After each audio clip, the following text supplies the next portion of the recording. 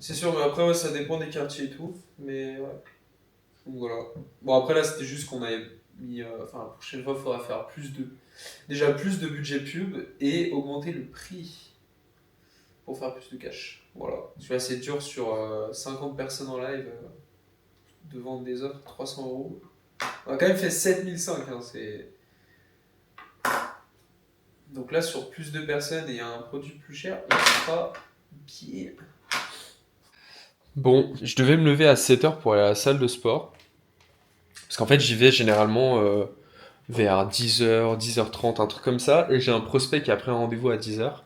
Donc je me suis tapé une déterre, je me suis dit, je vais y aller à 7 heures. Enfin, je vais me lever à 7 heures, je pars à 8 heures. Bam, je fais ma séance, je reviens, je fais mon appel. Et j'ai bien entendu mon réveil à 7 heures, mais je me suis levé à 8 h 30. Je crois que mon corps n'est pas habitué à se lever à 7 heures encore. Donc là, ce que je fais, c'est que je prends mon petit déj. Je me suis tapé une petite déterre. Euh, c'est le temps que je maîtrise la Osmo Pocket là. Je me suis tapé une petite déterre à faire des toasts comme ça en mode fromage blanc, 0% avocat. J'ai envie de. Je vais remettre la caméra. Je vais y arriver. Voilà. J'ai envie de recommencer à bien manger, à faire mes séances de sport. Parce que du coup, j'ai fait une semaine à Barcelone. J'ai fait que boire, honnêtement. J'ai pas du tout fait attention à ce que je mangeais et tout. J'ai fait que boire, j'ai mal mangé, bref. Bon, c'était vraiment en mode vacances. Et du coup, je me suis dit, vas-y, je reviens, je fais attention et tout. Et là, j'ai vraiment envie de. En fait, j'ai envie de pas refaire une prise de masse. Peut-être prendre 2-3 kilos, mais pas plus. Parce que. Parce que j'ai la boxe à côté et du coup, ça sert à rien de monter de catégorie. J'ai juste envie de prendre 2-3 kilos. Euh, Mais si je faisais pas de boxe, je pense que j'aurais continué la prise de masse depuis longtemps. Parce que j'en avais fait une à l'époque en Estonie qui avait plutôt bien fonctionné. J'en faisais en Estonie. Du coup, je mangeais à peu près les mêmes choses. Mais, euh, mais là, ça sert à rien que je prenne 5-10 kilos. Alors qu'en fait, ça va me faire monter de 3 catégories en boxe. Donc là, non, c'est juste faire attention à ce que je mange. En fait, surtout me retracer musculairement et tout. Donc, faut que je fasse mon linge aussi. Enfin, ça sent dans la chambre. En fait, hier, j'ai mis là, parce que j'avais un peu la flemme, j'ai fait tourner la machine tard, et j'avais besoin de mes affaires de boxe. Bah, du coup, aujourd'hui, enfin ce matin, donc du coup, j'ai fait un truc à la va-vite.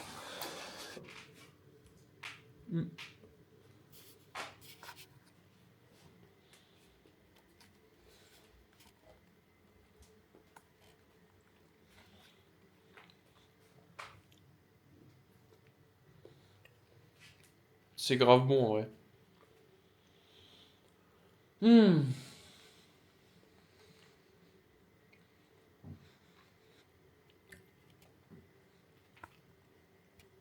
Bon, là, j'ai un appel avec un prospect, du coup, dans 15 minutes, à 10 heures. C'est genre pourquoi la Osmo se met pas automatiquement. Ok. Donc, j'ai un appel avec un prospect dans 20 minutes, plutôt. Et ce prospect-là, Et ce prospect-là vient d'une VSL que j'avais fait, que j'avais tourné en pub. Donc c'est une vidéo de vente où en fait tu vends un peu ce que tu fais et à la fin tu proposes un appel. C'est le dernier appel que je fais parce que du coup j'ai arrêté ma VSL hier soir de Facebook Ads. J'ai arrêté la pub parce que la VSL en fait c'est un bon système.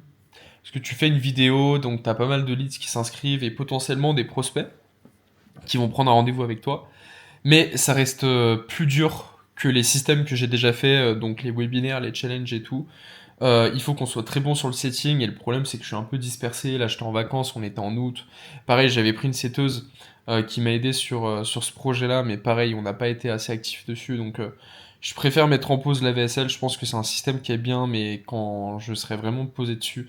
Là j'ai pas l'énergie et la structure nécessaire pour faire tourner une VSL qui est rentable.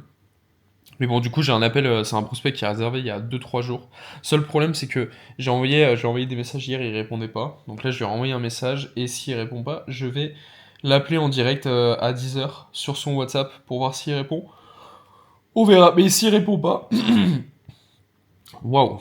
S'il répond pas, bah j'irai à la salle de sport du coup. Bon, c'est parti, j'ai fait mes affaires. On va à la salle.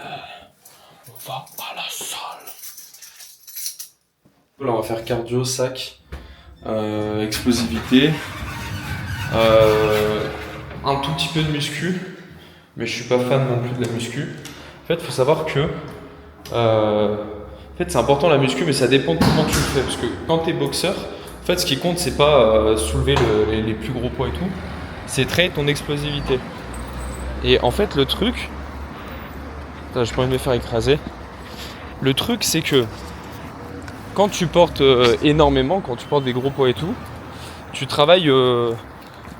C'est juste, en fait, tu travailles tes muscles et voilà, tu te sens plus corpulent, etc. Mais en fait, ça t'aide pas du tout dans la boxe parce qu'en fait, le contraire, c'est que à la boxe, tu as besoin d'explosivité, tu as besoin de rapidité.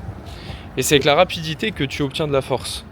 Et en fait, c'est marrant parce que nous, quand on faisait des entraînements, parce que j'ai fait 8 ans de boxe anglaise, enfin j'en fais encore, mais quand j'étais en club, on avait souvent des mecs qui faisaient 90 kilos, qui venaient de la muscu, qui étaient balèzes et tout. En fait, c'était ceux qui avaient le moins de force quand on faisait les entraînements.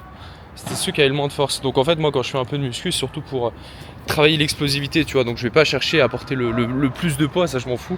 Je vais prendre du poids, mais je vais traiter mon explosivité avec. Là, je vais pas y aller pour faire des sparring. Ça m'arrive de faire des sparring des fois dans cette salle. Mais là, je vais dans une salle où en fait, t'as un coin musculation et puis t'as un coin aussi pour faire de la boxe. Donc moi, je vais dans le coin où je peux faire de la boxe. Mais je fais souvent des entraînements solo. Parce que pour des sparring, personne qui a le niveau, personne. En fait, ce qui est fou, c'est que bon, tant mieux pour mon sport, parce que c'est mon sport, voilà, c'est ma vie. Donc je suis content qu'il y ait de plus en plus de personnes qui se lancent dans les sports de combat, qui font du MMA, qui font de la boxe anglaise et tout. Mais c'est vrai que la boxe, la majorité des gens le font vraiment pour les caméras. C'est vraiment le niveau est nul dans la salle où je suis. Très très nul. En toute humilité, vraiment les gens le font vraiment pour les caméras. C'est juste que c'est d'actualité, c'est stylé de dire que tu fais des sports de combat. Le MMA c'est pareil, le MMA à l'époque, j'avais fait 6 mois de MMA, j'avais testé le MMA, c'était à l'époque où c'était interdit en France. Donc en fait, à l'époque, c'était interdit de faire des compétitions en France, mais tu pouvais faire un peu de MMA, mais il n'y avait pas de salle vraiment spécialisée là-dessus. Mais là avec la montée du MMA en France, c'est cool hein, mais depuis 2 ans, il y a de plus en plus de salles, de plus en plus de personnes qui se lancent dans le MMA. Et l'autre fois, je disais, ouais, les gens qui font de la boxe anglaise broient ceux qui font du MMA. Ils défont ceux qui font du MMA. Et j'ai fait ça, et tout d'un coup, il y a plein de personnes qui m'ont dit, ouais, mais moi, je fais du MMA. Si je te fais une prise, tu peux rien faire. Si je te fais ci, si je te fais ça, si je te fais une clé de bras. Ce qui me fait rire, c'est que ceux qui commentent ça, c'est justement, ils font partie de ceux qui font du MMA depuis 2 mois parce que c'est relancé en France. Mais mec, en fait, bien évidemment que si demain t'as fait 6 ans, 7 ans, 8 ans de MMA, bien évidemment que tu vas être très intelligent et que si tu me fais une prise, etc., tu peux très facilement me maîtriser. Ça, c'est ok. Mais toi, ça fait 2 mois que tu fais du MMA. Ça fait 2 mois. Qu'est-ce que tu vas... Ça fait 8 ans que je fais de la boxe anglaise. Tu peux savoir faire des clés de bras, tu peux savoir faire tout ce que tu veux comme prise. Mais en fait, si demain on se retrouve dans la rue, tu vas essayer de me prendre, tu vas essayer de me faire une clé de bras, tu vas te prendre un hypercute. Voilà, c'est tout ce qui va se passer. En fait, j'ai un coup d'œil, j'ai une rapidité que tu n'as pas. J'aurai une rapidité d'exécution que tu n'as pas, j'aurai un coup d'œil que tu n'as pas. Donc je vais voir des choses que toi tu peux pas voir parce que ça fait que 2 mois que tu fais du MMA. Mec, c'est 8 ans, tu te rends pas compte de ce que c'est. Et les gens pensent que le sport de combat, voilà, c'est à la mode et tout. Donc les gens ils prennent trop ça pour du jeu. J'ai oublié le trépied de la caméra. Oh là là là là là là. Comment je vais filmer? Putain, je suis trop con.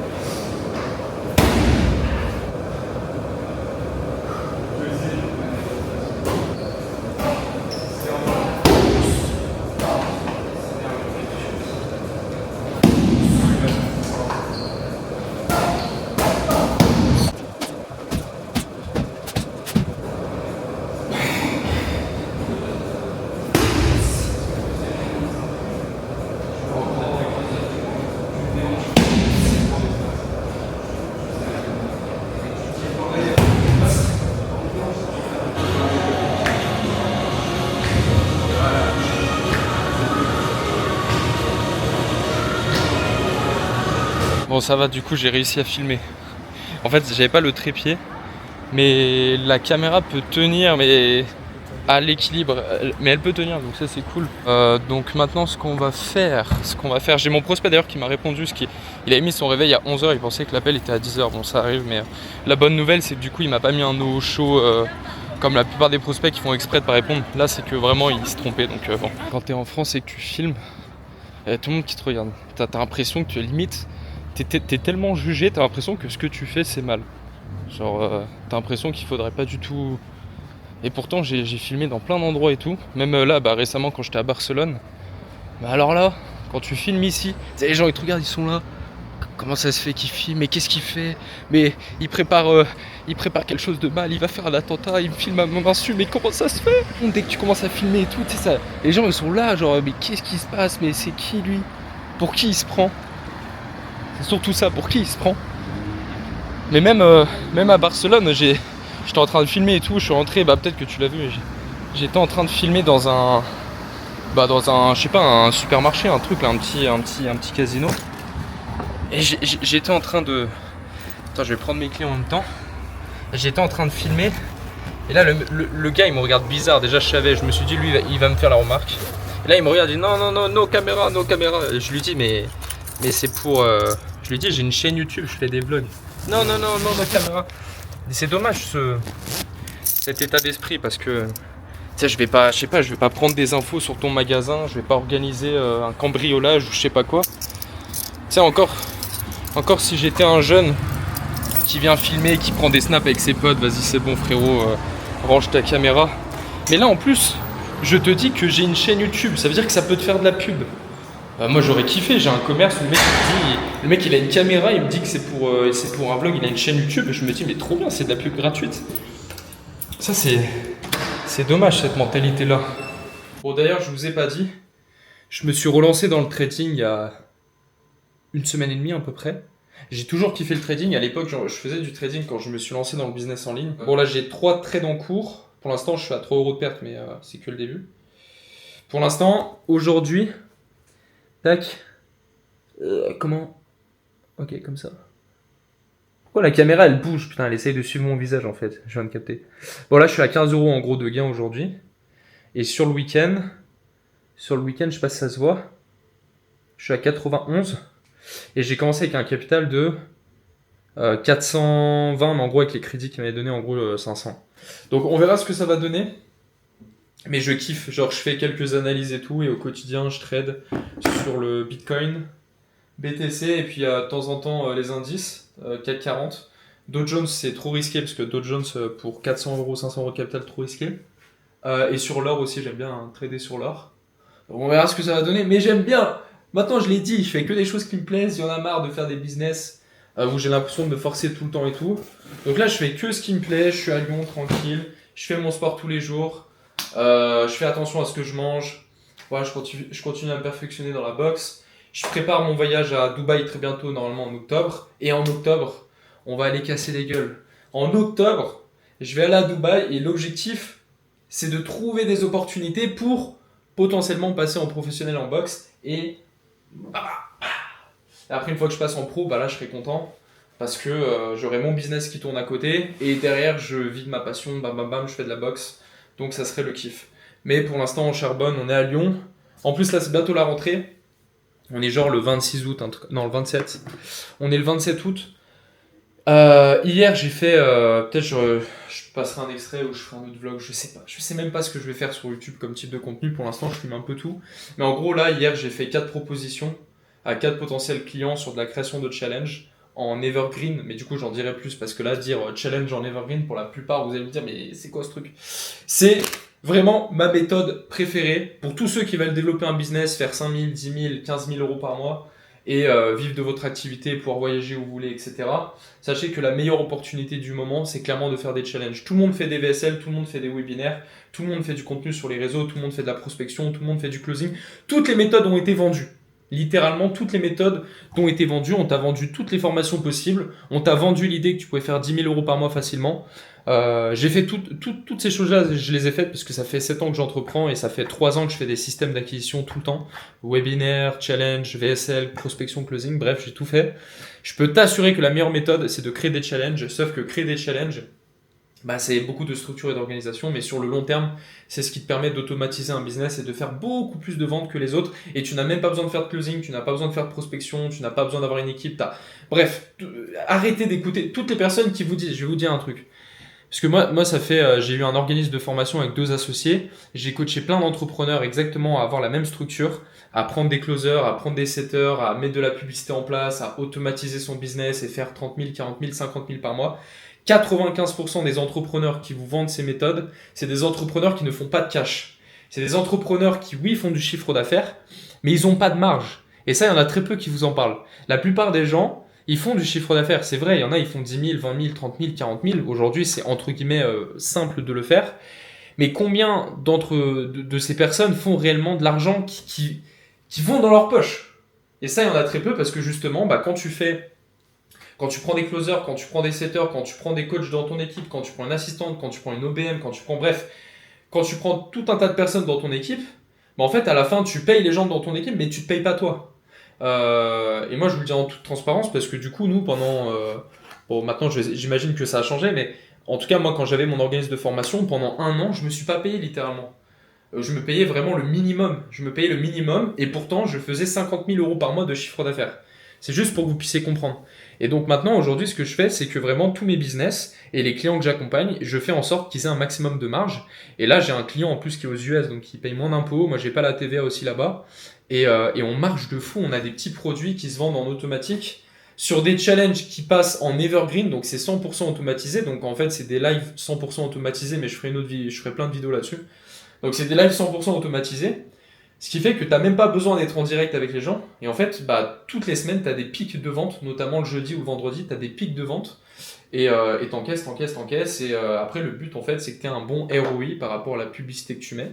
En gros, si tu mets 10 000 euros de pub mais que tu fais 5 000 euros de vente, bah, tu perds de l'argent. Par contre, si tu mets 10 000 euros de pub et que tu fais 40 000, bah, là, tu es rentable. Mais sauf que nous, en plus d'être rentable, parce qu'on a des ROI de 3 à peu près minimum, en plus d'être rentable, c'est que derrière, on n'a pas besoin de closer, pas besoin de livraison, pas besoin de délivrabilité du coup pour les clients parce que tout est déjà tourné. Ça nous prend beaucoup moins de temps et tout est automatique quoi. Donc c'est une marge de ouf, un temps de gagner de ouf. Et bah là, je vous donne un exemple, c'est que le dernier challenge que j'ai fait avec mon client, on a fait un live qui nous a rapporté 7 500 euros. Bon, c'était un début, mais on avait que 58 personnes en live et on a fait. Bref, je vais pas donner les chiffres parce que les gens ils vont jamais me croire. La dernière fois que j'ai eu un prospect au téléphone, il m'a dit mais comment tu fais pour avoir autant de conversions sur un live? Donc, on avait fait un live qui nous avait rapporté 7005 et mon client il était dans un avion. Donc on n'était même pas en live, mon client il était dans un avion et il est revenu de l'avion, on avait encaissé 7005 sur le live. Donc voilà, pour l'instant je suis sur ces systèmes-là et du coup il y a des clients qui veulent que je les coach à mettre en place ces systèmes, ce que je comprends parce que personne fait ça en France. Encore moins des challenges 100% automatisés. Il y a des gens en France bien évidemment qui font des challenges, ça devient un peu la mode. Mais de faire des challenges 100% automatisés, il n'y a personne qui le fait. Il n'y a qu'en Amérique que ça se fait, je l'ai vu, j'ai regardé de partout, je vous assure, il n'y a que aux States que ça se fait. Pour l'instant, c'est la seule chose que je fais, je refuse toutes les personnes qui me demandent des coachings, toutes les personnes qui sont prêtes à s'investir, qui viennent à peine de démarrer, qui n'ont même pas d'idée de business. C'est pas que je vous aime pas, mais c'est qu'en fait, il y a plein de gens sur Internet qui vous aident à faire ça. Donc j'ai pas trop de valeur à vous apporter ça.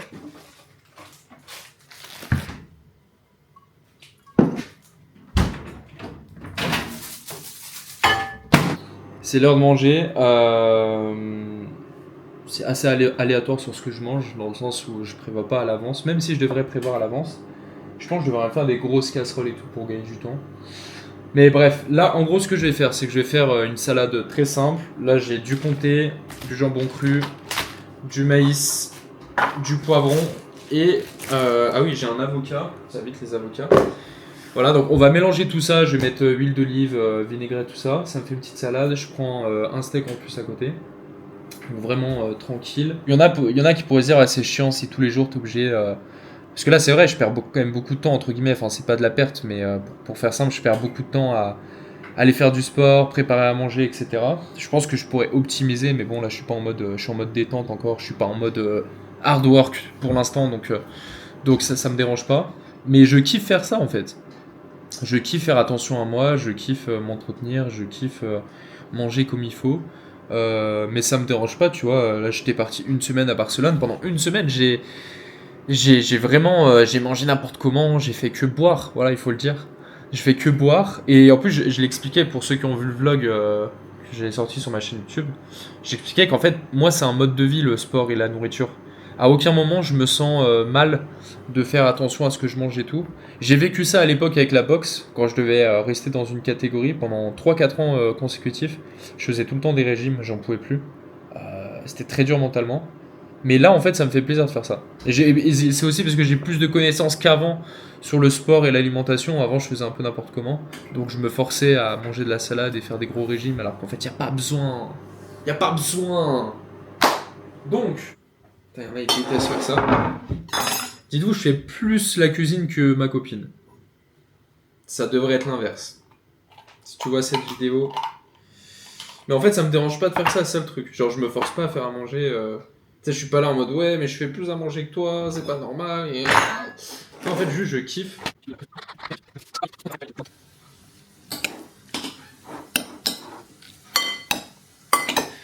Voilà. J'adore, et puis même les couleurs et tout, j'adore. Donc, ça, plus un steak à midi.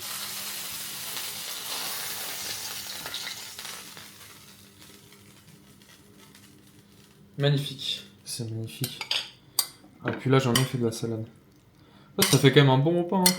Elle est pas mal. Là, tu prends un bon bout de steak comme ça, là, avec de l'herbe de Provence, de l'huile d'olive, et tu mélanges avec ta salade assaisonnée. Et puis après, bon, on va se mettre au travail quand même, parce que bon. On va se mettre au travail. J'ai fait, comme je disais, j'ai fait 4 propositions hier. Enfin, en fait, je les ai pas encore tournées. J'ai préparé une mind map où j'explique ce que je peux faire pour la personne. J'ai proposé une offre à. Une offre à 1002, une autre à 1004, une autre à 2008. Et la quatrième, il faut que je vois parce qu'il voulait qu'on travaille sur une partie au pourcentage. Donc je vais envoyer tout ça aujourd'hui. Les amis, il est 15h30. Pour ceux qui ne savent pas, en gros, 15h30, c'est l'ouverture des marchés US. Ce qui fait qu'au niveau, au niveau des marchés financiers, ça part dans tous les sens. Pour l'instant, là, on le voit au niveau du chiffre. Genre, ça fait que bouger parce que c'est hyper volatile. Bon, mauvaise nouvelle, c'est qu'il y a 2 trades qui sont pas passés aujourd'hui. J'ai 2 trades qui sont partis en stop loss. J'étais dégoûté, bon, c'est pas grave. En vrai, là, j'ai perdu 12 balles aujourd'hui, mais du coup, je suis en train de rattraper. Enfin, j'espère. Ce qui est bien, c'est que juste avant l'ouverture des marchés, j'ai investi à la hausse sur le CAC 40. Du coup, j'ai break-even à 7583. En gros, pour faire simple, ça veut dire que si là, vu que j'ai mis à la hausse, si le CAC 40 commence, je vais mettre dessus, si le CAC 40 commence à partir en couille et commence à descendre, commence à chuter, bah en fait ça va stopper je vais y arriver, ça va stopper ma position et j'aurais perdu 0 parce que du coup j'ai break even. Donc pour l'instant 15 balles, on est bien, 17, ça monte. Et bien évidemment, ça c'est tiré d'analyse, ça veut pas dire que j'aurai raison, parce que je suis assez débutant sur le domaine. Je suis quand même assez débutant sur le domaine, mais j'ai quand même des bases. Et là, l'or, je le vois bien monter, donc on verra. Bon, pendant que ça trade tranquillement et que ça, j'espère que ça encaisse, je suis en train de faire des propositions. Là, c'est la 3e personne à qui je fais une proposition. En gros, maintenant, ma technique, elle est très simple. Là, je me prends plus la tête, je fais plus forcément d'appel de vente en mode je fais un premier rendez-vous pour analyser les besoins, ensuite je te fais une proposition. Là, en gros, ce que je fais, c'est que j'ai un système où les gens commencent à comprendre de plus en plus c'est quoi ma spécialité et comprennent que je fais des challenges. Donc j'ai des gens qui s'y intéressent. Et donc j'ai des gens sur Instagram qui me contactent et qui me disent ouais, ça m'intéresse ton système, est-ce que tu peux m'en dire plus et tout. Donc je pose des questions, tout ça, et après quand je vois que je peux les aider, soit je fais un appel avec eux parce que je comprends rien à leur domaine et j'ai besoin d'en savoir plus, et à ce moment-là ce que je fais c'est que je fais une proposition. Donc là en gros je fais une mind map qui est comme ça. sur lequel je montre en gros toute l'offre que je peux lui proposer, qu'est-ce qu'on va faire ensemble. Donc là, par exemple, analyse business model, création de système d'acquisition, marketing, suivi jusqu'à automatisation à 100%. Enfin bref, je vais pas aller dans les détails puisque c'est très technique. Mais en gros, je montre ce qu'on va faire ensemble, je lui propose le prix, et après il me dit ce qu'il en pense. Voilà. Et je passe pas par des appels de vente et tout. Mes stratégies sont très différentes, hein, parce que avant vraiment je faisais que des appels de vente. Je faisais prospection, appel de vente. Je me rappelle à l'époque, je faisais de la prospection froide sur Instagram et j'avais vendu des offres à 9600 € à l'époque avec mes associés. Là, j'ai plus envie d'avoir de système comme ça. Là, juste, voilà, le profil il m'intéresse. On peut faire des belles choses ensemble. Vas-y, bah, je te fais une proposition.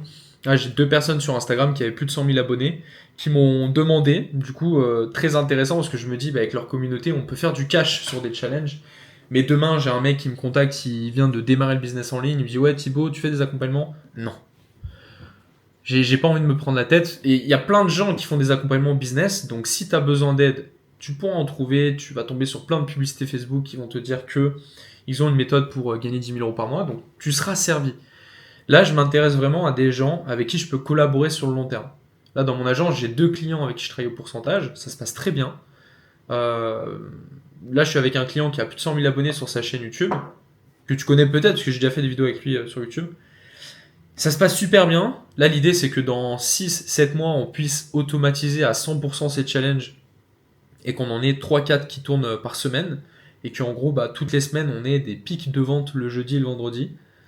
Mais ça va prendre 6-7 mois le temps de faire ça. Mais tu vois, c'est une collaboration long terme. Mais c'est là où je gagnerai le plus. En gros, moi, dans ma vision, j'ai plus envie d'avoir 43 clients en coaching, je sais même plus où donner de la tête, je suis perdu, j'ai besoin de je sais pas combien de personnes dans mon équipe qui suivent avec moi mes clients. Non, moi j'ai juste besoin de 2-3 clients avec qui on va encaisser énormément. Voilà, c'est le challenge que je mets en place en ce moment, en tout cas le système, il peut rapporter énormément. Bah ça sert à rien que je le dévoile à tout le monde et qu'il y ait des centaines de personnes qui fassent la même chose et qu'au final, bah, à la fin, mon système il fonctionne plus, j'ai besoin de trouver autre chose. Non, j'ai un système qui fonctionne mieux que tous les autres systèmes que j'ai vus en France, webinaire, VSL et tout. Donc là, en gros, mon but, c'est juste, on le met en place sur quelques clients. Sur ces quelques clients, il y en a forcément avec qui je vais pas collaborer sur le long terme parce que soit ça va pas me plaire, soit je vais me rendre compte que le mec, ouais, bon, il fait du cash, mais sans plus. Et en gros, l'idée, c'est vraiment que je me concentre avec 2-3 clients avec qui on va automatiser leur business, avoir énormément de marge et faire énormément de cash toutes les semaines. C'est vraiment l'idée. C'est pour ça que, bon, faire des appels de vente toutes les semaines, enfin, j'ai plus besoin. Je suis plus dans cette énergie de besoin où je me dis, il faut absolument que je close 5 clients par semaine en coaching. Ça sert à rien, ça sera encore moins rentable pour moi, parce qu'en fait, le système que je mets en place, il est tellement rentable que si tout le monde en France commence à faire ça, bah dans 1 an, 2 ans, c'est fini, je suis obligé de trouver autre chose. Voilà, comme ceux qui ont commencé à utiliser l'intelligence artificielle, comme ceux qui ont commencé les webinaires, etc. Pareil pour le closing, ça marchait super bien au début. D'ailleurs, même dans le marché du closing, au tout début, quand tu étais closer, c'était très facile de trouver une entreprise pour qui closer. Voilà, t'es closer, tout le monde recherche des closers. Maintenant, c'est l'inverse. Il y a tellement de closers que c'est impossible à trouver une opportunité pour closer.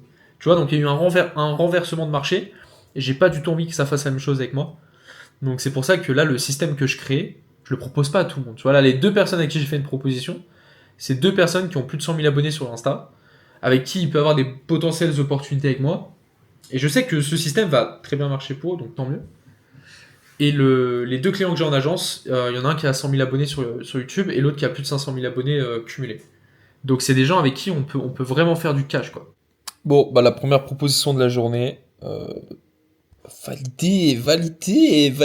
Bon, après, j'étais sûr parce que c'est une personne que je connais très bien. C'est celle qui va gérer mon compte Instagram. On démarre d'ailleurs dans quelques jours. Donc voilà, je vais l'aider à mettre en place, à améliorer son prochain challenge. Pour l'instant, pas forcément automatiser tout parce qu'elle débute. Enfin, elle n'est pas à un stade très avancé, donc je vais pas lui faire une proposition et même pour elle, ce serait pas rentable. Donc pour l'instant, c'est juste l'aider à améliorer son prochain challenge. Voilà. Et après, j'espère qu'elle va progresser et qu'un jour on collaborera ensemble pour faire des challenges automatisés comme avec mes autres clients et qu'on explose tout. Mais intéressant. Et les 2 autres, il y en a un qui va regarder jeudi parce qu'il est encore en vacances, je crois, et l'autre personne qui m'a pas encore répondu. Donc on verra. Mais pour l'instant, ça se passe bien, tranquillou. Après, c'est des gens qui viennent de mon Instagram, donc généralement ça convertit très bien. C'est pas des gens qui me font pas confiance et tout. D'ailleurs, j'ai fait l'appel avec le prospect tout à l'heure. J'ai pas filmé, mais j'ai fait l'appel avec le prospect et on n'était pas du tout dans la même optique. Parce qu'il veut pas forcément lancer de challenge. En fait, il cherche une agence pour faire que du done for you. Et je lui ai dit que je faisais pas que je faisais du done for you, mais que j'ai déjà 2 clients et que je suis full. Donc, tant pis. Mais là, on verra sur les 3 propositions que j'ai fait, et puis voilà. Je pense que à terme, on verra, mais je pense que à terme, je ferai un challenge dans lequel je vais vendre une formation pour aider les gens à faire des challenges. Mais avant ça, il faut que j'encaisse un max avec mes clients, parce que j'ai trop peur. En fait, c'est con, mais si je propose une formation pour apprendre aux gens à créer des challenges, je sais que je peux faire du cash, parce que je le vois sur Instagram, ça intéresse, ça pique la curiosité des gens. Les gens, ils veulent lancer des challenges. Je vois qu'il y a une opportunité. Mais si je fais ça et que tout le monde fait des challenges sur le marché, j'ai plus de marché. J'ai plus. À part si je fais vraiment beaucoup de cash avec la formation, mais ça serait pas cool pour mes clients avec qui je suis en train vraiment de créer des systèmes de ouf. Donc on verra plus tard. Bon les gars, il est temps pour moi de finir cette journée de taf et donc ce vlog. Parce que je vais me faire à manger, je vais me poser tranquille. Il faut que tu t'abonnes. Je vais refaire des vlogs comme ça parce que tu vois, je pense que ça peut aider des gens. Je suis là, je partage mon quotidien, je partage des anecdotes, je partage des closings, je partage des... Bref, ça peut aider des gens. Donc si tu veux regarder les prochains épisodes, bref, n'hésite pas à t'abonner parce que là, je suis dans une énergie. Je suis en train de préparer la rentrée, tu vois, là on est en août, on est fin août. Là, je sens qu'il y a un truc qui se passe. Et j'ai envie de... Même sur YouTube, j'ai envie de faire plein de... Tu vois, j'ai envie de devenir Lena Situation sur YouTube.